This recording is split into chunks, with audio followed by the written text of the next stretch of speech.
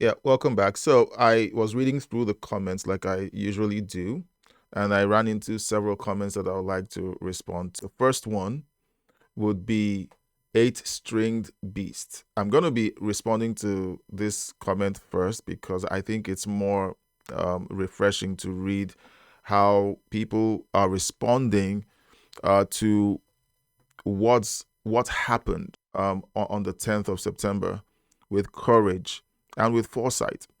And so he said, or she said, or they said, I think it's best to just use they because it's neutral. I don't know who what if this is a man or a woman. Now that I've had time to calm down and focus on what should be Charlie's legacy to me, I feel that we all should open up that door again and challenge ideas on college campuses. We should be more like Charlie in the fact that too many people have gotten comfortable on both sides, and we should all strive to keep the conversation going and fight against this actual suppression. Well, we've seen that the shooter has been captured, or at least what was turned in, or turned themselves in. And there have been conversations around connections to Antifa. And Antifa has been big on uh, setting up these protests and opposition to debates on college campuses.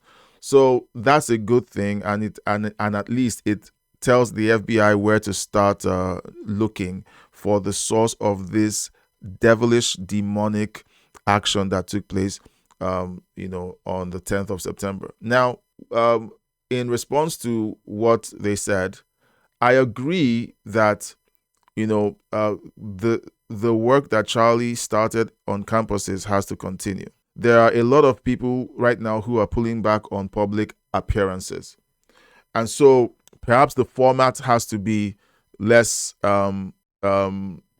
appearances in the open like Charlie did, but within more secure locations. And the sad thing is that if the thought that goes on in our minds is this: if a person like Charlie, with all the resources that Turning Point USA had at its command, and I know that organizations like his provide security for their personalities. If with all of the security that he had, and with all the resources he had, he still got attacked. There is the chance that a few people who are just new and starting would feel like they can't have these conversations because there's already this open sentiment of it being okay for violence to be meted out on conservatives who want to go to college campuses to have debates. We saw Ben Shapiro, um, experience those kinds of hostile environments. Michael Knowles also experienced hostile, feedback from students. We had colleges that closed their doors and buildings to these events because students demonstrate or protest and insist that conservative voices aren't welcome in these buildings. And this is where the conversation around free speech and the willingness for the government to really do something about the radicalized behavior of students or certain students on these campuses. The conservative students want to have an event. The leftist students decide that it is their right to block these events from happening, even though they don't want to attend. They just don't want anyone else to be able to have an event. And they call other people fascists. So these are the ones acting like fascists and accusing other people that they are fascists. So something has to be done about this in the colleges and in the schools. If the government has to step in to insist that the school leadership has to curb this behavior because it is undemocratic. It goes against freedom of speech because the students protest and say that they don't want these conservatives in their schools, and they make it untenable or even unsafe for these people to come into these schools. So I'm going to say something that is, unpopular. Now, all of this is to answer the idea that 8-stringed beast has put out there, because it's important, because the question is, what do we do next? I did tell you that I had thoughts of not toning down, but not posting any videos for a while, because the question of what does it mean for conservative voices when people are attacking us simply for having an opinion that's different from what they want. So the thing is, we have to come up with real solutions, real actionable solutions. And solution number one: free speech is free speech. And that means everyone has the right to free speech, but no one has the right to make someone else uncomfortable or feel unsafe for their free speech. Everyone has a right to their opinions. And so when a conservative comes on campus, or when a liberal or progressive comes on campus to speak, no one has the right to make them feel unsafe. If they are barricaded in a building because there are protesters outside banging on the door, that makes someone feel unsafe. The school has the responsibility of creating a safe environment for every student and everyone that comes on campus to serve the students. And so when those things happen, it is the job of the universities or colleges to enforce discipline on their campuses. So none of the mamby-pamby, politically correct responses that we saw over the last 15 years. And I believe it's been happening for decades now, on college campuses, where the progressive or the leftists have increasingly become bolder about being in your face and violent against people who they don't agree with. So right now, I think universities have to start expelling people. Universities have to start suspending people. Universities will have to start penalizing people. Universities will have to make the environment safe for public discourse. Because why was Charlie, on the outside? Why was he out in the open? There must have been buildings, there that could have accommodated him. Like, this is a moment where these things have to be talked about. If schools are going to, block personalities who are conservative from using their buildings or facilities because students are protesting, that has to be addressed. Okay, that is not a free speech issue. That is someone else insisting that they don't want you to exercise your own free speech, and they call it exercising free speech because they feel threatened by the speech that you're saying. You're simply coming up with facts. Unless someone is outright calling for violence, like they've been doing, towards conservatives for years, I don't think that anyone has the right to say that because they feel convicted by the arguments that are being made, that is hate speech, or that is something that should be suppressed. So that there's a conversation to be had there. Now, when that is sorted out, and I think you should talk to your congressman, you should really push these things, because the root question of safety has to be answered. But before feet begin to go into campuses to have these events, you can start by setting up your own communication channel. Start talking on X. You can you can create a YouTube channel and start creating content that targets that demographic. It'll give you some practice on how to speak about these things. Start reading, preparing yourself while that aspect is being sorted out. All right. Then when things open up and when you can go in safely and your safety is guaranteed, then you can go in and begin to have these conversations within the campuses. Another thing that could, be done, which I think Turning Point USA has been doing, is opening up chapters within these colleges. So now the students themselves have to take up the mantle and begin to hold these events right now on college campuses. And then they can invite voices, emerging voices who can, have these public conversations like Charlie used to do. So I think that would be a better strategy at this time, 8-stringed beast. I'm thankful that you're thinking this way, because a lot of people are still shell-shocked, and no one is thinking of going out there. Tim Pool has cancelled his public appearances for the meantime. I'm not saying that he's a coward, but he's being very prudent because he is a very public personality. All right, he streams to tens of thousands of people every day on all his live shows. And so it's important for him to really consider his own safety and also the safety of people who attend, his public events. So I'm sure that they're going to open up later. But to begin to voice it out that people should begin to think of doing this is actually courageous, and I want to appreciate you for that. Now, the second comment that I want to respond to comes from Miss Turtle. Miss Turtle says, debating 18-year-olds is fake and gay. Now, thank you for your comments. And what I'm going to start saying to people who come in public and say things that's tone deaf as this is, thank you for exposing yourself. Thank you for letting us know what you think. And thank you for letting us know what your values are, because decency clearly is not one of them. Someone has passed, and the first thing you want to do is belittle his work. All right. If you think that debating 18-year-olds is fake and gay, then the professors who are in these schools, who are brainwashing these schools, what would you like us to call them? What would you like us to call these professors who can't even give these kids an education to stand up to someone like Charlie Kirk, who asks very basic questions? He's not a rocket scientist asking them to solve advanced equations that are above their age. He's asking them things that they should have learned in kindergarten. Like, what is a woman? Is that hard?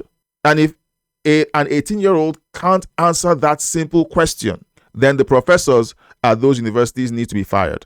It's a very straightforward thing. I don't care who likes it or not. If a grown-up 18-year-old of voting age can't tell you what a woman is or what a man is without falling down a rabbit hole of convoluted arguments where they go in circular reasoning and can't give you an answer because they think that's being smart, because a professor who should be fired told them that that's how to respond to questions like that, my response is fire the professor. So Ms. Turtle, that's a non-starter.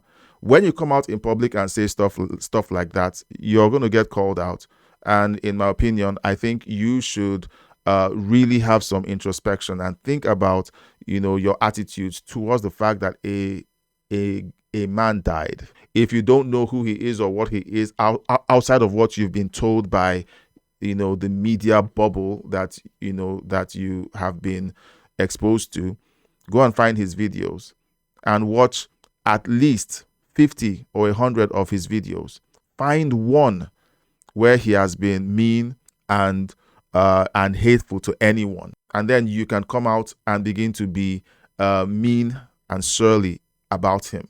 I've said many times that conservatives never come out to bash or belittle anyone that has been killed, even if they're a tyrant. We don't dance on people's graves. We don't. That's not who we are. That's not how we're raised. That's not what the Bible tells us.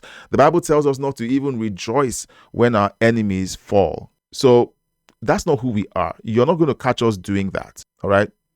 That's what people who believe, leftist ideology do, because they've rejected biblical teachings. The Bible doesn't tell us to dance on our enemies' graves. The Bible tells us to be compassionate. So that's my answer to you. So I'm going to also respond to Phil Buckingham 9725. He's responding, or he left a comment concerning the video where Nick Freitas responded to a rebuttal by the Speaker of the House of Virginia. And he says everything Nick says is true.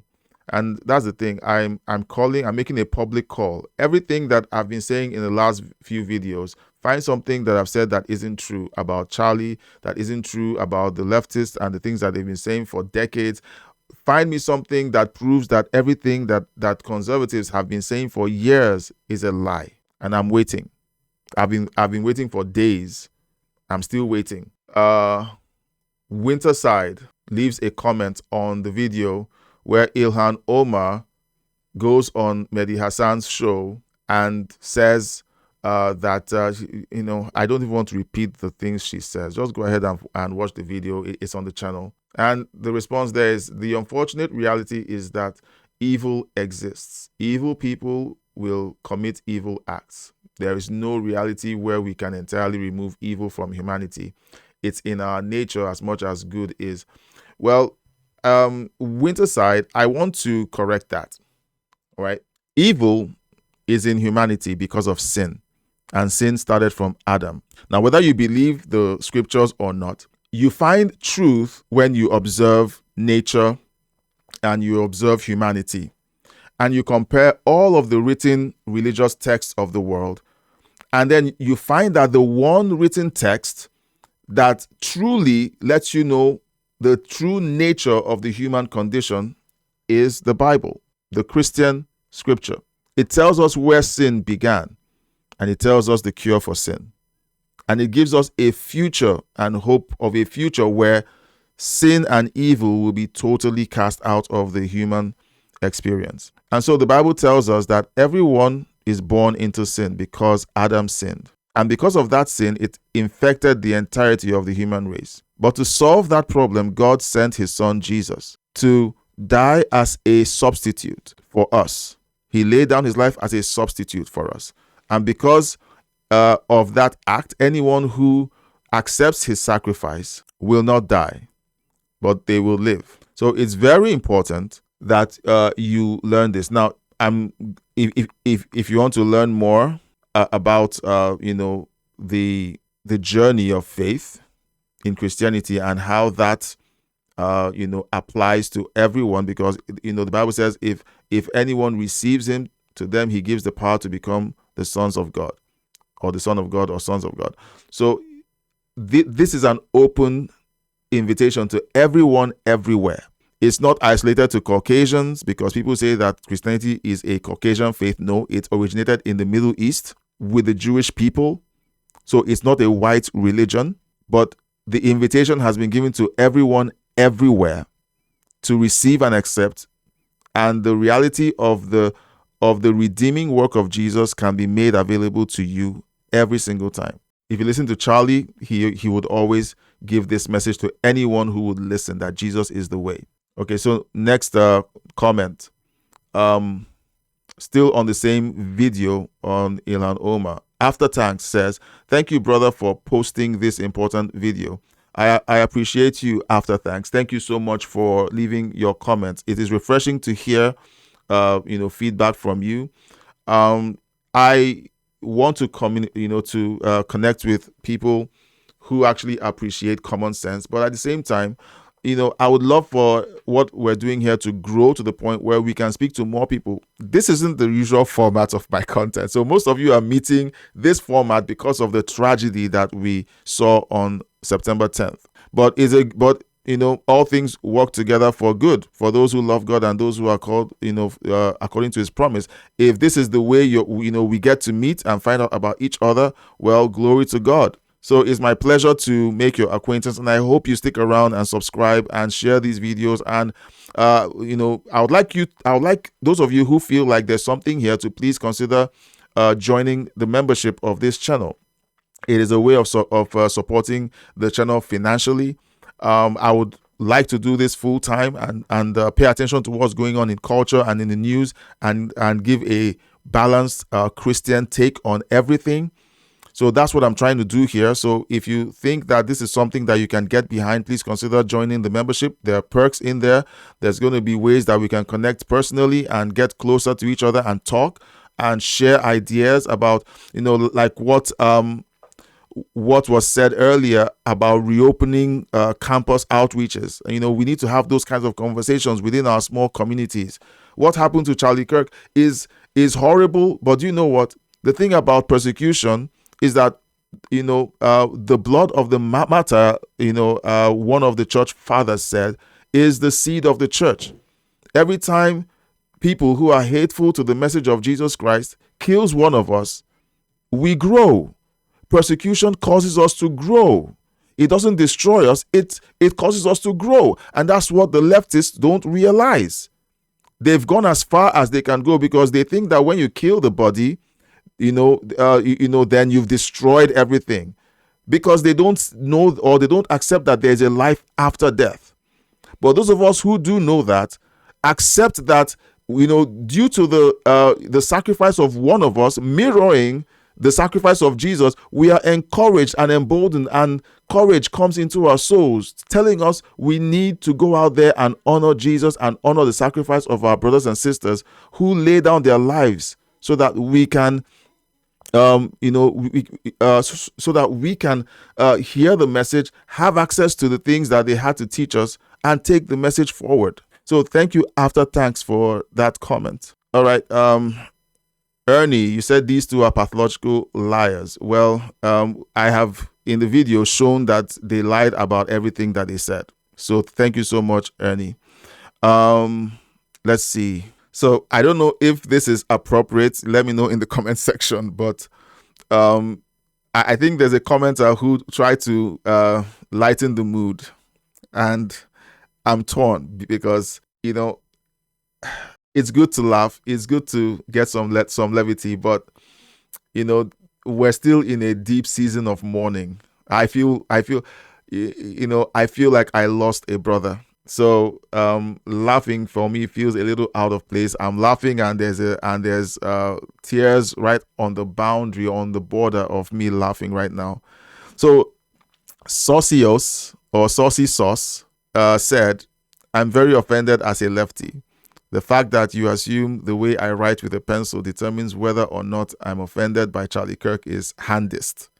Laughing emoji.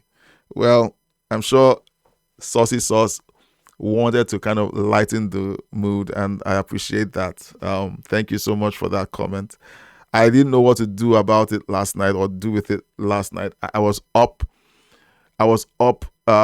from about 10 last night till about 6 in the morning. I was making videos. I said that this thing that happened to Charlie lit a fire in my bones. I can't explain it. I just can't explain it.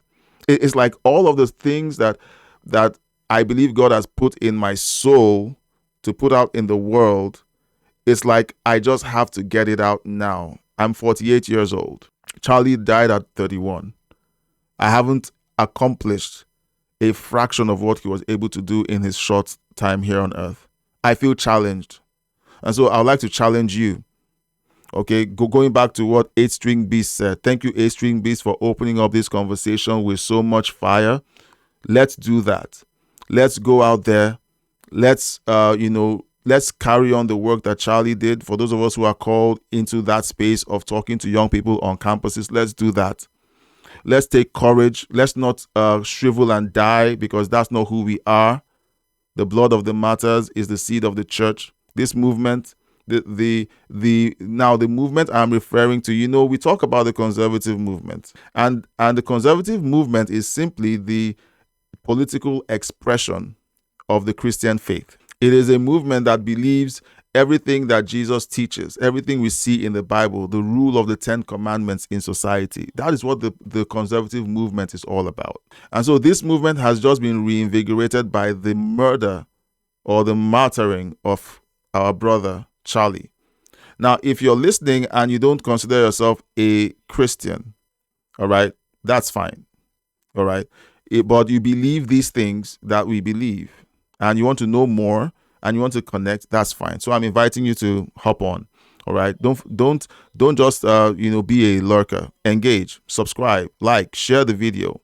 And if you've listened this long, you're a super fan. You're someone who basically believes in the content that I'm putting out. And then you're tolerant of the truth. If you're not a conservative, but at least you're tolerant of the truth and you want to hear more, yes, so let's keep talking. So consider joining the membership. If you're listening to this on the non-membership or on the YouTube channel that isn't monetized yet, please consider asking me for the link so that you can join the membership on the monetized channel.